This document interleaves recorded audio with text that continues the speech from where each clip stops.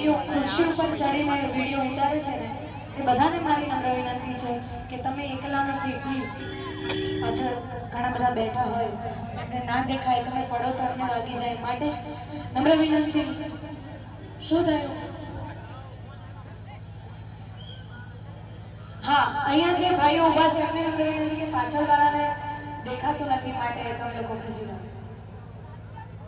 અને અહીંયા મમતાબેન સોનેરી પણ હાજરી હોય એટલે મારી જોડે જો મારે એમને નચાડવા હોય તો એમના જેવું ગીત ગાવું પડે એટલે અને